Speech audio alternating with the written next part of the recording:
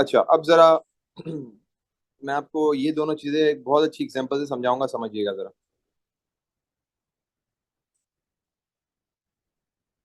There is an athlete, ठीक है, और वो जो एथलीट है वो रोज भागता है, बहुत सारे राउंड लेता है, ठीक है, वो अपना स्टेमिना बूस्ट करना चाह रहा है, वो डिफरेंट ट्रैक्स के जो है राउंड लेता है। अब जो उसका कोच है, ये एथलीट है, ठीक है, और ये इसका कोच है।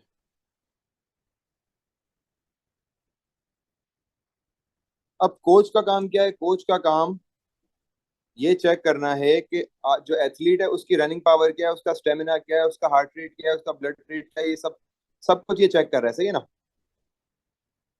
तो यहाँ पे जो आपके पास कोच है ना, वो उसी हिसाब से एथलीट को इंस्ट्रक्शंस दे रहा है जिस हिसाब से उसकी परफॉर्मेंस है। मतलब उसकी परफॉर्मेंस अच्छी है तो उसको उसी हिसाब से क्रेडिट दे रहा है, उसकी परफॉर्मेंस कम है तो उसको कह रहा है कि भाई आप इस पे काम करो, ठीक है। तो यहाँ पे जो कोच है ना, वो एथलीट के हिसाब से सिग्नल्स बना रहा है, मतलब आप समझ लो कि एथलीट के हिसाब से एक रिपोर्ट तैयार कर रहा है और फिर वो आगे फॉरवर्ड करता है एथलीट को कि भाई ये देखो, these are your flaws and these are your good things. तो फ्लॉज पे काम करो ताकि ये सारे फ्लॉज जो हैं आपके पॉजिटिविटी में आ जाएं और आपकी रनिंग, आपकी परफॉर्मेंस अच्छी हो। तो ये जो कोच है ना, यहाँ पे ये समझ लो सिस्टम क्लॉक, और ये जो आपका एथलीट है ये समझ लो सीपीयू है। कैसे? अब समझते हैं जरा, देखो एथलीट है ना, ये सीपीयू है, और जो कोच है सिस्टम क्लॉक है। सिस्टम क्लॉक एथलीट, ये जो एथलीट है, कोच जो है उसके हिसाब से जो है सिग्नल्स वगैरह बना रहा है, रिपोर्ट्स वगैरह बना रहा है। तो यहाँ पे भी सिस्टम क्लॉक जो है वो सीपीयू के हिसाब से टाइमिंग सिग्नल्स जनरेट करता है कि सीपीयू की क्या परफॉर्मेंस है उसको देखते हुए। तो हम बोलेंगे सिस्टम क्लॉक में कि system clock is use to produce timing signals on the control bus, और इसके बगैर जो है कंप्यूटर क्रैश कर जाएगा। अगर सिस्टम क्लॉक नहीं होगी, सिग्नल्स टाइम पे नहीं जाएंगे, तो सिस्टम वुड सिंपली क्रैश, ठीक है ना। यहाँ पे आपके पास शायद ये एक और पॉइंट यहाँ पे लिखा हुआ है कि without the clock the computer would simply crash.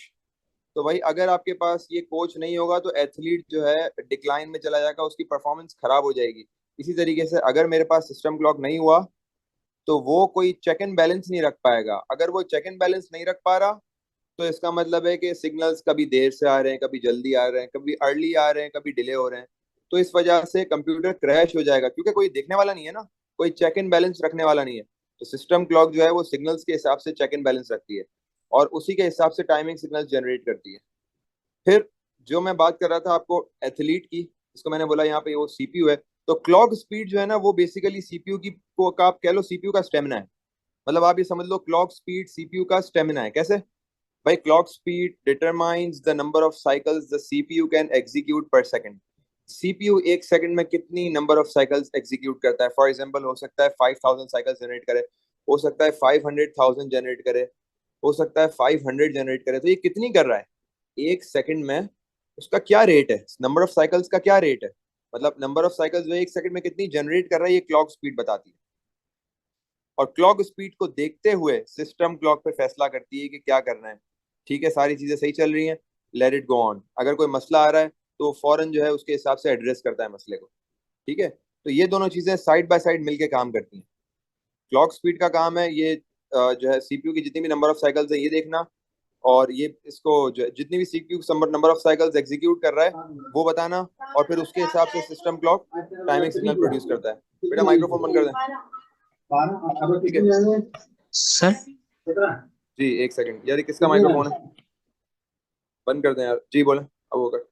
Sir question ये था कि टाइमिंग सिग्नल्स होते क्या हैं एक्चुअली, क्या चीज होती है timing timing signals? Signal basically आपके पास जो भी चीजें, फॉर एग्जांपल एक सीपीयू के अंदर जो भी चीजें चल रही है ना, जो भी कमांड्स हैं, उन कमांड्स को प्रॉपर टाइम में एग्जीक्यूट करना।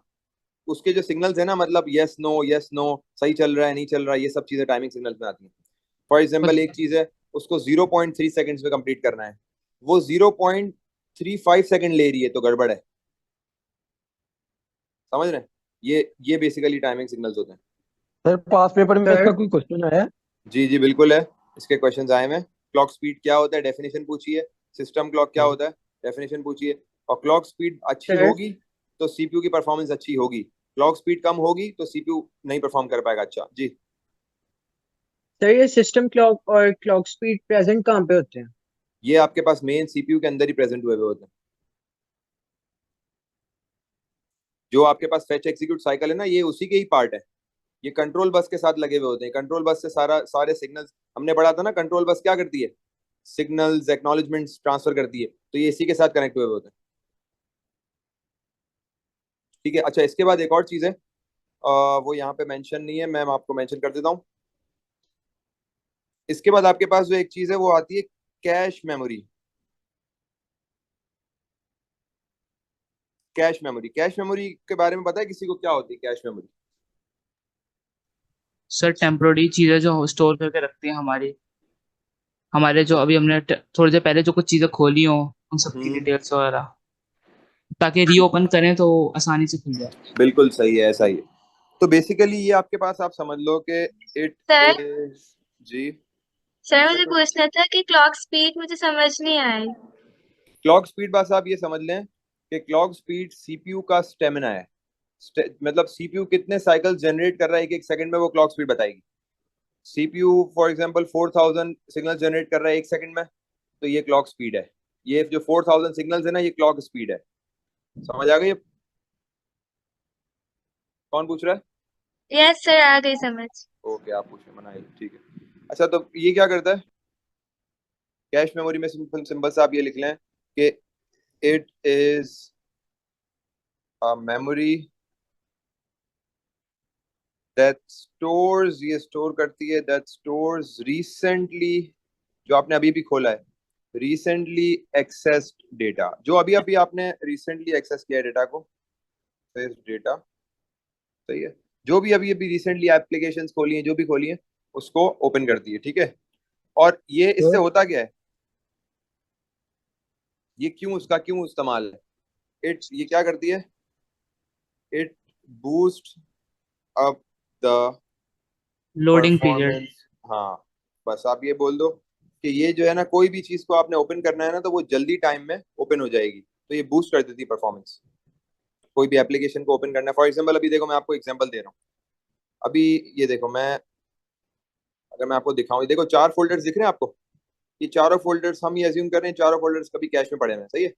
अब मैं अगर सेटिंग्स को यहाँ से रिमूव कर दूंगा, जूम को तो मैं रिमूव नहीं कर सकता, अगर मैंने जूम को यहाँ से रिमूव कर दिया हमारी मीटिंग खत्म हो जाएगी।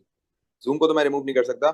अगर मैं, अब देखो जरा, मैं गुड नोट्स को रिमूव करता हूँ, ठीक है, ये मैंने देखो गुड नोट्स को रिमूव किया, ये मैंने गुड नोट्स को रिमूव किया। अब हम गुड नोट्स को ओपन करते हैं, अभी कैश मेमोरी से गुड नोट्स हट गया है। अब देखें, गुड नोट्स को थोड़ा सा टाइम लगेगा, ये देखो टाइम लगा। ये टाइम क्यों लगा? क्योंकि मैंने कैश को जीरो कर दिया था, मैंने कैश मेमोरी को जीरो कर दिया था। अब अगर मैं कैश मेमोरी को नहीं हटा रहा, डायरेक्टली मैं होम पेज से गुड नोट्स को एक्सेस कर रहा हूँ, तो भाई कैश मेमोरी प्रेजेंट है, ये देखो फौरन खुल रहा है। क्यों? क्योंकि कैश मेमोरी में ऑलरेडी गुड नोट्स के कुछ कंटेंट सेव थे, क्योंकि मैंने अभी अभी गुड नोट्स को एक्सेस किया है। ये होती है कैश मेमोरी। तो आप एक तरह से ये भी कह सकते हो कैश मेमोरी एक फॉर्म ऑफ रैम भी है। ठीक है ना, कैश मेमोरी एक फॉर्म ऑफ रैम भी है। फिर हमने जो रिसेंटली सर्च किया होता है गूगल वगैरह पे, वो भी ऐसे ही होता है, वो भी वो कैश वो मेमोरी तो से वो होता तो है। फिर आपकी वो सब चीजें उसमें आ जाती हैं, कुकीज और वो उसमें आ जाती हैं। वो आप कह सकते हो वेबसाइट का कैश है। वो भी आप हाँ। कैश कह सकते हो, लेकिन वो वेबसाइट का होगा, तो वो वो नॉर्मल चैप्टर कैश। 5 में। हाँ। अब आपके पास इसके बाद एक और चीज जो आती है, वो आती है इंस्ट्रक्शन सेट को, तो हम बाद में उसके साथ ही देख लेंगे। अभी डेफिनेशन देख लेते हैं इंस्ट्रक्शन सेट की। इंस्ट्रक्शन सेट एक चीज है, बस उसकी डेफिनेशन पूछ लेता है, इसको भी आगे पढ़ेंगे वैसे तो, लेकिन क्योंकि इस टॉपिक से थोड़ा सा रिलेट कर रहा है ना, बहुत सारी इंस्ट्रक्शंस हम पढ़ रहे थे ना ऊपर, कि बहुत सारी इंस्ट्रक्शंस आ रही है, फिर पीसी देख रहा है, फिर सीआर देख रहा था, फिर आगे आगे हम सीआईआर देख रहा था, फिर आगे फॉरवर्ड कर रहे थे। तो इंस्ट्रक्शन सेट बस ये है कि a group of commands given to the process. बहुत सारे कमांड्स जो है ना आपके पास, ये एक इंस्ट्रक्शन सेट बना देते हैं। मतलब फॉर एग्जांपल मैंने एक सेट बना दिया, और एक सेट में बहुत सारी इंस्ट्रक्शन डाल दी, ये भी करो, ये भी करो, ये भी करो, ये भी करो, ये भी करो, ये भी करो, तो ये पूरा एक इंस्ट्रक्शन सेट हो गया। अब आप मुझे बताएं, ये तो हमने देख ली, ये 2-3 चीजें देख ली, सही है।